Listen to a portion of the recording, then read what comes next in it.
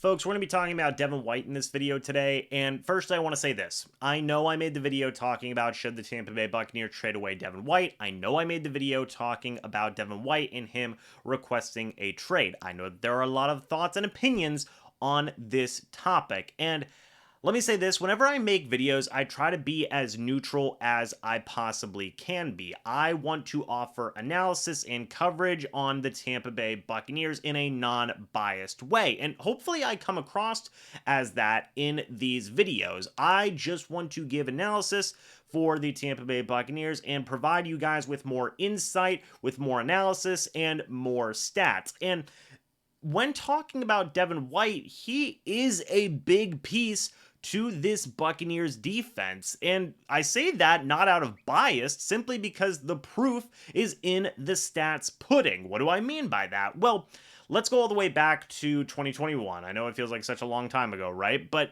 Devin White was a madman that year in terms of pass rushing. And that's Devin White's main calling card, right? Is his pass rushing ability. I've talked about some of the other things that he has struggled with the past couple of years. Missed tackles. He had 15 in 2021, 11 in 2022. That led the team each year in terms of missed tackles. Also, he has had some issues in pass coverage. He allowed a passer rating of 104.9 on 60 targets in 2022. Again, I talked about that stat in a separate video as well, but where there are missed tackles and where there is some pass coverage issues there, you could argue Devin White makes up for that pretty much entirely by pure pass rushing ability as an inside linebacker, specifically in this Todd Bowles defense.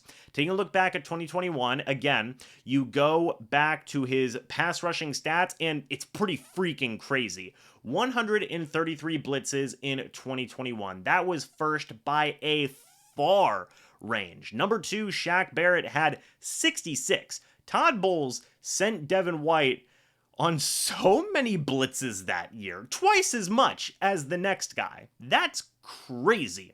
And whenever you take a deeper look at first quarterback hurries, Devin White had 15 in 2021. That was tied for second. 31 quarterback pressures in 2021. That was second on the team as well. 13 quarterback knockdowns in 2021. That was also second on the team. And 3.5 sacks, admittedly, what a lot of people consider a down year for Devin White in 2021, was seventh on the team.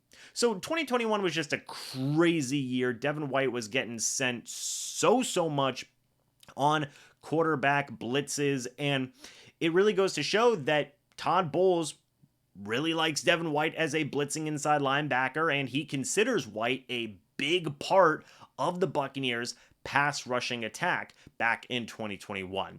And going into 2022, things did not change much. The blitzes were down considerably. Devin White had 65 blitzes in 2022. It was still first by a far range. Number 2 was 35. I believe that was Joe Tryon-Shoyinka, somebody along those lines. Point being, though, is that Devin White still had 30 more blitzes compared to the guy who was number 2. 7 quarterback hurries in 2022, that was second on the team. 22 quarterback pressures in 2022, that was tied for first. 9 quarterback knockdowns in 2022, that was tied for first as well. And 5.5 sacks in 2022, that was second on the team behind Vita Vea. Now, a really important thing to note here is that when you look at all of these pass rushing stats, right?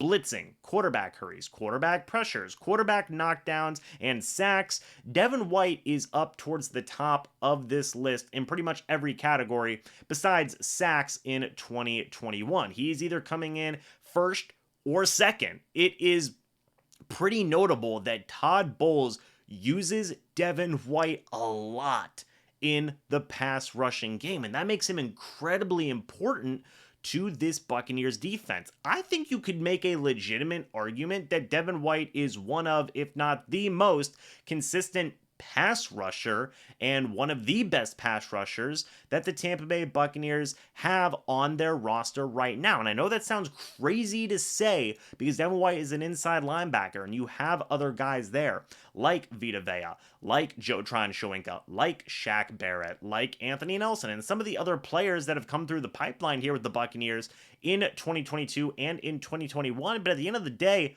the numbers are there. Devin White, he's getting, yes, a lot of opportunities to go after the quarterback, but he's hurrying the quarterback. He's pressuring the quarterback. He's knocking down the quarterback. He is blitzing a ton and he is sacking the quarterback. At the end of the day, that's how Todd Bowles wants to use Devin White, and it is undeniable that it is resulting in some pretty good numbers pass rush wise for the young linebacker. Now, whenever you talk about the idea of moving on from Devin White, and I've already talked about the pros and cons from that, this is one of the most notable things to look out for. And there is reason why Todd Bowles has spoke nothing but amazing things for Devin White and has spoke about how important Devin White is in this Buccaneers defense, because you look at the stats there and it is not hard to see why.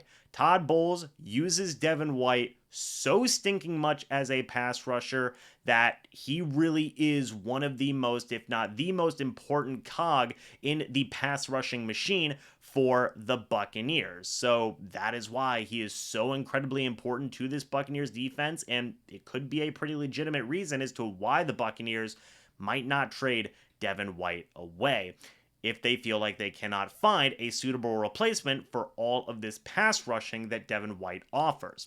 But let me know what you guys think about this. What do you think about the idea of Devin White's pass rushing ability and how much he's been used as a pass rusher by the Tampa Bay Buccaneers versus the pass coverage issues and the missed tackles? Do you think it balances out, or do you feel that at the end of the day, the Buccaneers could find an adequate replacement as a pass rushing inside linebacker or just pass rushing in general, and that they could find an upgrade for a guy with pass coverage and tackling ability as well? Let me know your guys' thoughts and opinions. I would love to hear them. Thank you guys so much for watching this video. Hope y'all enjoyed. And as always, folks, I will see you all in the next video or the next live stream. But until then, and as always, guys, goodbye for now, and go Bucs.